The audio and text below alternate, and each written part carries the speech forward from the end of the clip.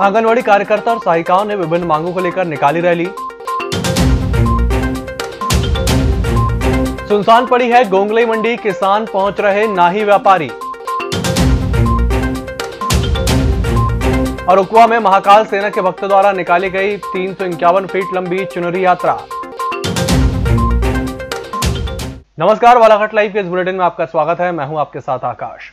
आंगनवाड़ी कार्यकर्ता और सहायिकाओं के द्वारा अपनी विभिन्न मांगों को लेकर गुरुवार को कलेक्टर कार्यालय तक रैली निकाली गई और कलेक्टर दीपक आर्य को ज्ञापन सौंपा गया।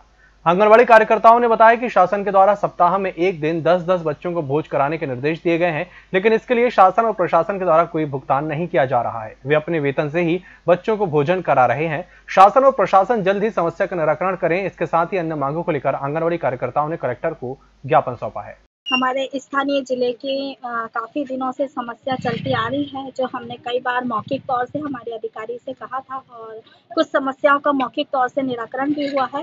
पर हमारे जिले की कुछ समस्या है, जैसे कि हमारा बाल भोज का एक कार्यक्रम आया पोषण मठ का, वो साप्ताहिक हमें 10-10 बच्चों को आंगनवाड़ी कार्यकर्ता को अपने जेब के पैसे से कराना है। तो आंगनवाड़ी कार्यकर्ता का वेतन इतना ज़्यादा नहीं है कि आंगनवाड़ी कार्यकर्ता खुद अपने जेब के पैसे से बाल भोज कराए। हम अपने अधिकारी से और कलेक्टर महोदय से निवेदन करते हैं कि पुनः वो स्व सहायता समूह के द्वारा हमें भोजन दे, तो हम हर सप्ताह बाल भोज कराने तैयार हैं।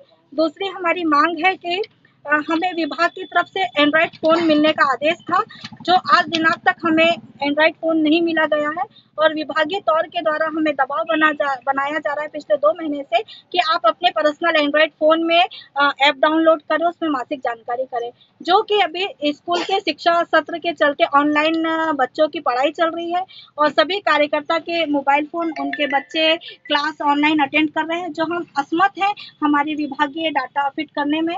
तो हम ये भी समस्या को सामने लाए हैं कि जब तक हमें विभागीय तौर पे मोबाइल एंड्रॉयड फ़ोन नहीं दिया जाएगा, जब तक हम लोग ऑफलाइन मासिक जानकारी जैसे पहले पूर्व की तरह पर्यवेक्षक को दिया जाता था, वो हम दिया जाएंगे। तीसरा हमारा मांग है कि आंगनवाड़ी खुलने का आदेश है 2 घंटा, जो कि हमारा जुलाई माह से और सितंबर माह में हमारे विभागीय मौखिक आदेश के पालन करते हुए हम लोग सुबह 9 बजे से 4 बजे तक आंगनवाड़ी खोल रहे हैं, जबकि भोपाली लिखित आदेश आया है कि आंगनवाड़ी सिर्फ सहायिकाओं के द्वारा साफ सफाई के लिए 2 घंटे खोला जाएगा। बालाघाट जिले में अधिकांश किसानों की धान की फसल कटकर तैयार हो गई है, लेकिन अब किसान शासन के द्वारा समर्थन मूल्य पर धान खरीदी का इंतजार कर रहा है। इन दिनों गोंगलई मंडी भी सुनसान नजर आ रही है। यहाँ ना कोई किसान अपनी धान लेकर पहुंच रहा है और ना ही कोई व्यापारी धान खरीदने। हालांकि इसे शासन के द्वारा लागू किए गए कृषि अध्यादेश को जोड़कर भी देखा जा रहा है, जिसके चलते व्यापारी भी मंडी में पहुंचने से कन्नी काट रहे हैं। गौरतलब है कि गत माह सरकार के द्वारा मॉडल एक्ट लागू किया गया था, जिसके विरोध में मंडी कर्मचारियों के द्वारा काली पट्टी बांधकर विरोध प्रदर्शन भी किया गया था। साथ ही सभी कर्मचारी और अधिकारी हड़ताल पर भी चले गए थे। मंडी में तो हर समय बिल्कुल तैयार रहते हैं, किसान माल लेके आता है, व्यापारी आते हैं, नीलामी होती है, तौल होता है, भुगतान होता है, हर समय तैयारी मतलब कंप्लीट रहती है।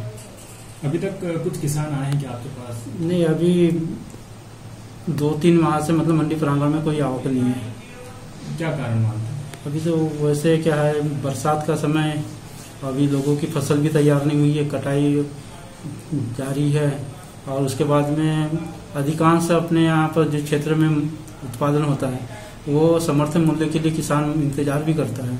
उसके बाद भी मतलब क्या है, हर वर्ष आवक होती थी, बाकी अभी इस बार थोड़ा लेट हो गया। ये बताइए, जो अभी जो चल रहा है, अभी तक मंडी को किसानों से कितनी आवक होती थी, लेकिन इस बार कितनी नहीं हुई है? कुछ ऐसा क्या है, डेली मतलब 100-200 कुंटल आता था, जो अभी नहीं आ रहा है। अच्छा, नया अध्यादेश जारी हुआ है, इसको लेकर भी ऐसा कुछ लोगों में जागरूकता है या नहीं, या उसको लेकर भी लोग फसल लेकर नहीं पहुंच रहे हैं? नया अध्यादेश जो लागू है उसमें व्यापारी कहीं पर भी क्रय कर सकता है, अपने प्रतिष्ठान पे कर सकता है, व्यापारी किसान के खेत से, किसान के घर से लेके जा सकता है।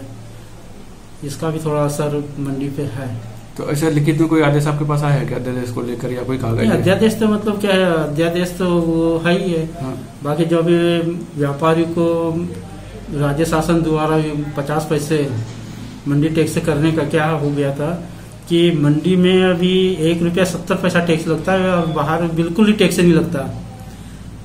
इसलिए प्रदेश के बड़े बड़े व्यापारियों ने वो किए थे, मांग किए थे, वो भी हड़ताल पे रहे हैं।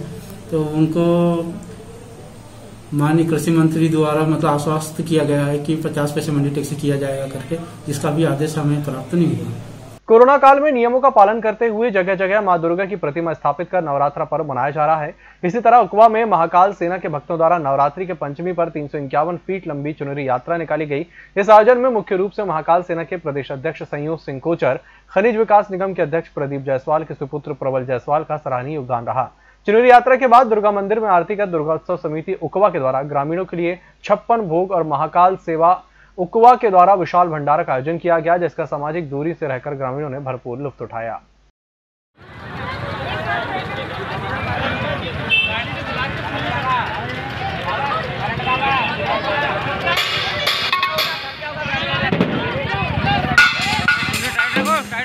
इसी के साथ बुलेटिन वक्त चला छोटे से ब्रेक का, जल्द हाजिर होंगे। नागपुर की सुविधाएं अब छिंदवाड़ा में। शहर के सबसे आधुनिक dental clinic dedicated implant facility के साथ Chaturvedi dental clinic, doctor Rahul Chaturvedi, MDS, fix दांत एवं बत्तीसी लगाने के स्पेशलिस्ट। क्लिनिक में उपलब्ध सुविधाएं: दांतों की सड़न का इलाज, लैमिनेट द्वारा दांतों का सौंदर्यीकरण, आड़े टेढ़े दांतों को ठीक करना, स्माइल डिजाइनिंग, फिक्स बत्तीसी, dental implant, cast partial denture, root canal treatment, fix cap एवं ब्रिज, निकल लेन लगाने वाली बत्तीसी।